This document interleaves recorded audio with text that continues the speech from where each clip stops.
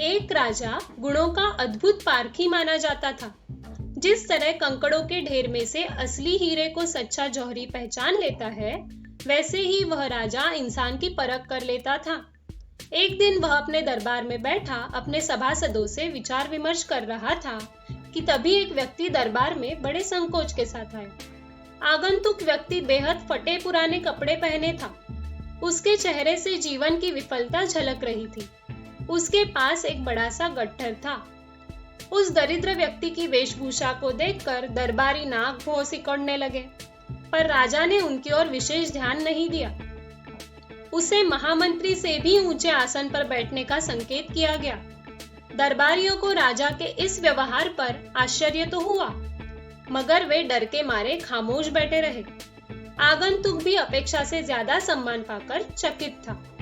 उस व्यक्ति ने राजा का अभिवादन करने के बाद बताया कि वह एक चित्रकार है। फिर उस व्यक्ति ने गट्ठर खोलकर अपने चित्र राजा को एक एक करके दिखाने शुरू किए। राजा चित्रों को देखता जा रहा था और उसके चेहरे के भाव बदलते जा रहे थे। उसने सारे चित्रों को देखने के बाद चित्रकार की बहुत प्रशंसा की और उसे अपने ठीक बगल के आसन पर बिठा लिया।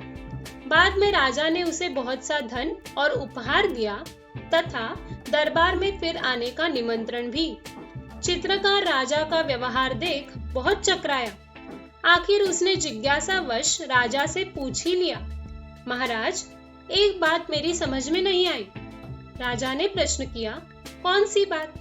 चित्रकार ने कहा, महाराज, जब मैं एक दरिद्र और अजनबी व्यक्ति आपके दरबार में आया तो आपने मुझे महामंत्री के आसन पर बिठाया और उसके बाद आपने मेरा सम्मान करते हुए अपने ठीक बगल में बिठा लिया। मुझे अपार धन दिया और दरबार में पुनः आने का आमंत्रण भी दे रहे हैं। ऐसा क्यों? राजा ने मुस्कुराकर जवाब दिया, मैं व्यक्ति को गुणों को महत्व देता हूँ, उसके वस्त्र और आभूषणों को नहीं। कपड़े और गहने तो कोई भी हासिल कर सकता है, पर योग्यता नहीं। तुम्हारे साथ भी यही हुआ। चित्रकार अचरज में था, लेकिन महाराज, यहाँ आते समय तो मेरे मुंह से एक शब्द भी नहीं निकल रहा था। राजा ने समझाया, तुम्हारे दरबार में प्रवेश की अदा देखकर ही मैं समझ गया था कि तुम कोई याचक या मामूली व्यक्ति नहीं हो। बाद में चित्र देखकर तो मुझे लगा कि तुम्हारी तुलिका में मनुष्य के सारे मनोभाव चित्रित करने का सामर्थ्य है, जो तलवार की कला से बहुत ऊपर की कला है। एक महान कलाकार के सामने मेरा महामंत्री तो क्या, मैं भी तुच्छ हूँ। ये सम्मान मैं तुम्हें नहीं, तुम्हारी कला को दे रहा हूँ। चित्रकार ने संतुष्ट होकर कहा, आप बिल्कुल सही कहते हैं महाराज। व्यक्ति का सम्मान उसकी आंतरिक सुंदरता के लिए ही किया जाना चाहिए। ऊपरी रूप सज्जा तो नकली भी सिद्ध हो सकती है। आप सिर्फ कला पारखी ही नहीं, सचमुच के व्यक्ति पारखी भी है। आपका यश युगों युगों तक बना रहे।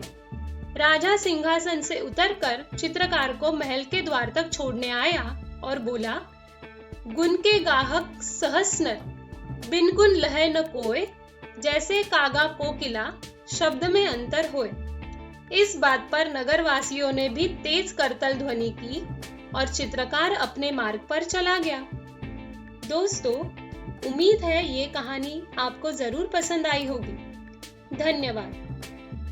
Text narration Vijay Shankar Chaturvedi, voice Harshali Bhambid, producer Sanjay V Shah, a Mangrol multimedia limited presentation.